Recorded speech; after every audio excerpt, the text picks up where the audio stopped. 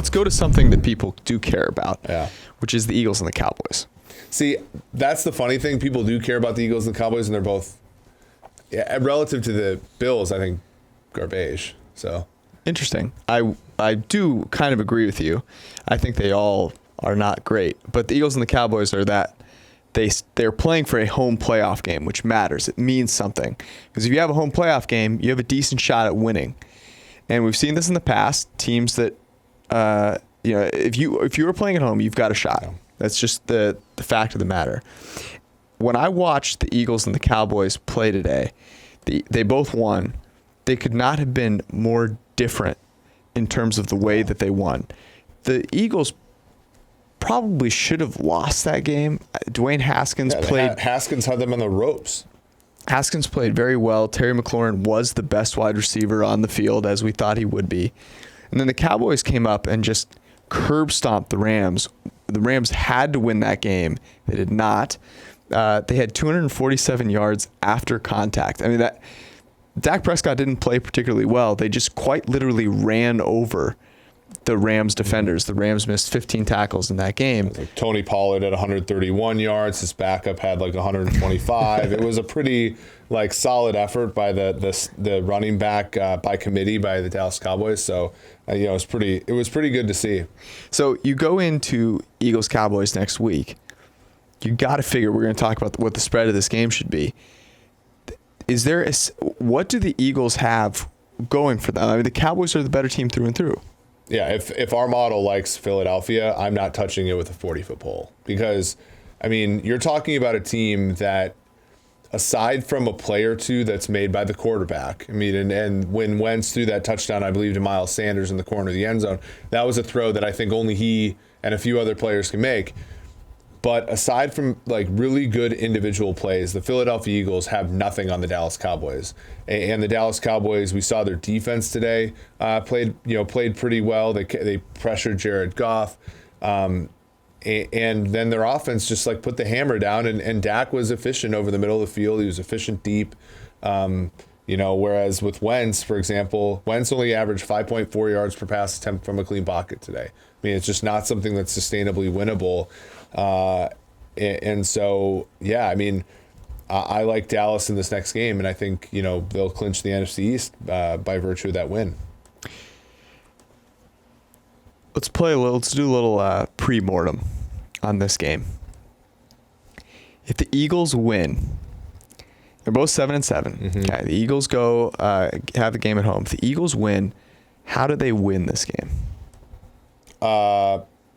The Eagles win this game because Dak turns the ball over a few times. Well, that's what's interesting is that's the way that the Cowboys won the first matchup, was that Carson Wentz and the Eagles turned the ball over. It was kind of the start of the Eagles all of a sudden becoming a team that just couldn't make a play in the right situation. What I think happens, I don't think necessarily it's about turnovers, but it's the Dallas Cowboys who come out and are great on first and second down and then get in their own way in the situations where they need to, which didn't happen against the Rams, but has happened basically up until this game. Try and force feed the ball to Zeke against a good coverage linebacker on a fourth down that they have to have, kicking a field goal when they should be going for it on a fourth down, drops that have plagued them all season.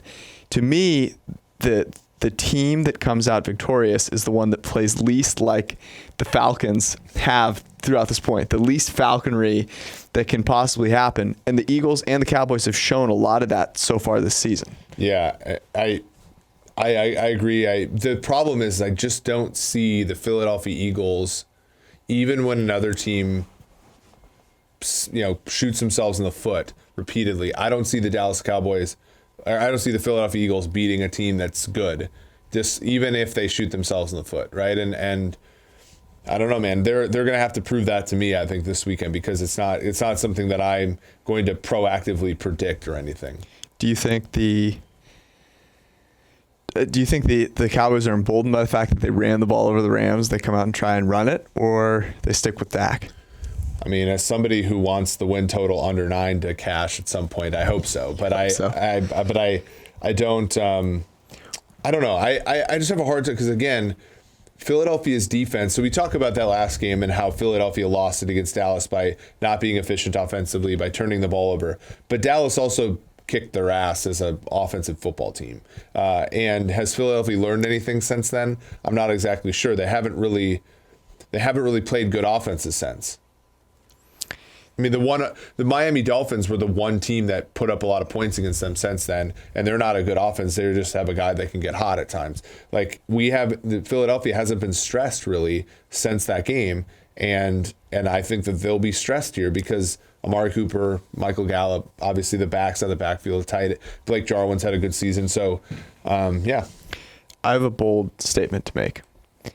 I think losing this game is the better option for both teams. And here's why. If the Eagles manage to win this game and somehow win the NFC East, it probably covers up a lot of really terrible things that they did this season and makes people think they're a better team than they actually are. And they probably don't make as many changes. On the Cowboys side of things, if they somehow win this and they go on a run in the playoffs and they keep everything kind of intact, again, they cover up a lot of the maladies that they had this season. Mm-hmm. You can make a legitimate case that losing this game forces these teams to make some drastic changes that ultimately benefit them going forward. Yeah, but I just don't see Philadelphia doing that. My issue is that I think Doug Peterson's Super Bowl victory is going to give him a lot of rope. They've already given a lot of rope to Carson Wentz. There's enough injuries this season where the statutes of limitations are, they're not gonna. You can basically blame a lot on this season and injuries on the offensive line, injuries at wide receiver, injuries on the defensive side of the ball, and sort of get by, and basically write this season off as a bad year, right? And so much like last year with the Eagles, they can win out or whatever and go ahead and say, hey, let's make a nice little one-game run in the playoff and everything will feel successful given what they've had to go through. Whereas I do agree with you with Dallas. It's like if they win the division and go 9-7 or 8-8, I mean, honestly, they win this week. There's no reason for them to play their starters the next week. So they win the division at 8-8, then after that, they're basically like, okay, well, we still got a shot here, and we overcame. I don't know what they'll say they overcame, but they'll say, hey, we made the playoffs for the third time in the last 4 years, and that'll be positive. I really hope they come through and win, because we invested in Dallas to win the division when people thought that the Eagles should be the favorite, and that was not the case. Thanks for watching the PFF YouTube channel. And if you want to subscribe, all you have to do is push the button. Don't forget everything you get. A little fantasy, push the button. A little green line for the gambling aspects of the game, push the button. College football, push the button. The YouTube channel from PFF.